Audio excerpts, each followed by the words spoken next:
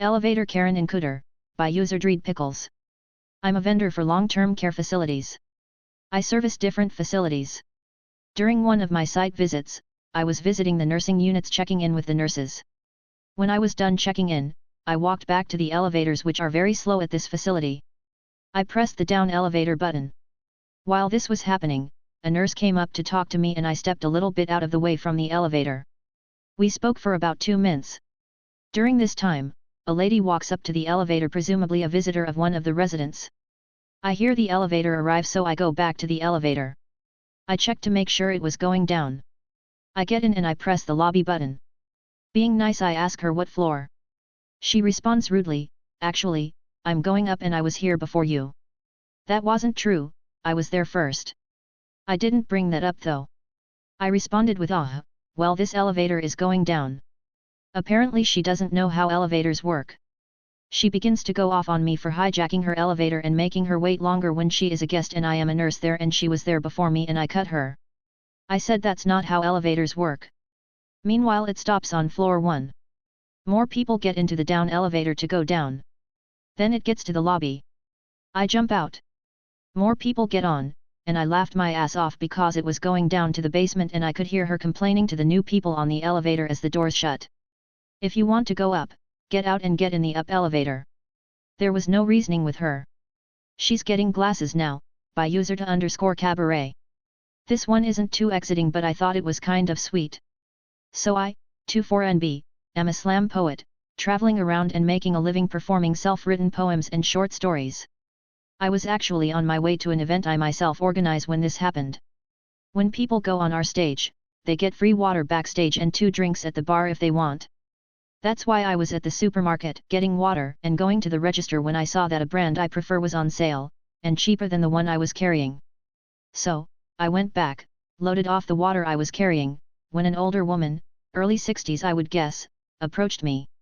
Showing me her shopping list, she asked for a specific brand of butter. I think it might be there, but don't take my word for it, I don't work here.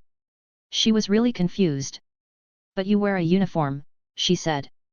I then turned to her completely, because sure, I was wearing all black, but at a second glance I was dressed way too formally.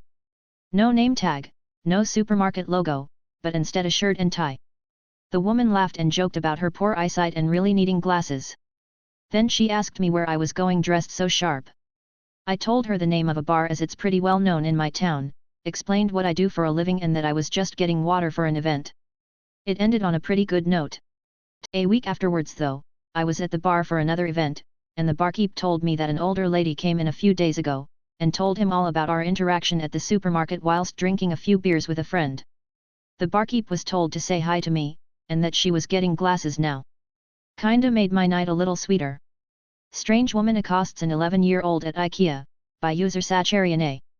This story is potentially one of the scariest encounters I had as a child, and I've never seen a more appropriate place to tell it, lol. It happened 7 to 8 years ago, and was, again, very scary at the time, so please bear with me on the details. I was somewhere between 11 and 12, and still had a few more years before I would reach the legal working age in my country of residence, Canada. I was at IKEA with my dad, shopping for new bed after my sister, she's 2 years older than me, had decided she wanted her very own room, and the 2 twin beds my dad had nailed on top of each other and called a bunk bed were no longer necessary. I was dutifully fooling around in the store, aka the world's greatest play place, in case you never went to IKEA as a kid, while I waited for my dad to go find something incredibly boring he just remembered he needed to get for his office, like a bookshelf or taxes, when a strange woman interrupted me. "Excuse me," she said, sounding like she actually didn't care at all whether she was excused. "Do you know where the rugs are?" "Oh. No, I'm sorry," I said, because I was a child who could barely remember the last time I had been to IKEA, and certainly had not been paying attention to where the rugs were back then. "Maybe you can ask someone else." "No," she insisted. "You work here, so you have to know where everything is. That's your job." She was very much in my space at this point, pointing and yelling, and I was torn between being very, very afraid of her, and very, very confused. I was fairly sure that it was obvious I wasn't an adult, because I was 11 and hadn't yet gone through puberty. I've never been particularly tall, maybe on the shorter side of average at best, and while I've always been a bit chubbier than my peers, I hardly thought that made me look like anything approaching an employed adult. Foolishly, I thought if I could just correct her she would leave me alone. But I don't work here, I told her, trying very hard not to cry. Yes, you do, she said. I saw you. To this day I can only assume that something about my playing made her think that I was working. It's the only thing I can think of. I was playing around with a printer or something that I think might have actually been for employees, but still. I wasn't even wearing a blue shirt. There's no excuse, she told me, all the while I had been thinking that I had a very good one indeed. You have to know where everything is. So just tell me where they are. I was out of options. Thankfully, or so I thought, I remembered that IKEA has a linear layout. I looked it up and apparently there are shortcuts, but all I knew as a kid was that I go in one way and out the other, and I would get to see everything on the way. Since there were only 2 doors in the room, and I hadn't seen any rugs on my journey there, I just pointed to the one I was pretty sure I hadn't come in. I've never been great with directions. Maybe they're over that way. At the very least she would go off looking and I wouldn't have to deal with her anymore. Or so I thought. No. To my dismay, she was still there, and still very, very angry. I was just down there, and I didn't see them, so they aren't there. Tell me where they are. I couldn't even suggest she go in the other direction, because she then started swearing at me in a combination of French and English and I couldn't get a word in edgewise. I think she called me incompetent or something, and even though I wasn't the best student in my French classes I did recognize some words that I knew I should be very, very offended by. Mostly I was just scared of her.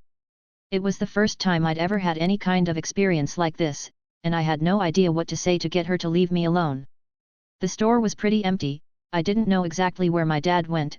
I couldn't see any real employees who would be able to help me, and any other customers in the room just didn't seem to notice.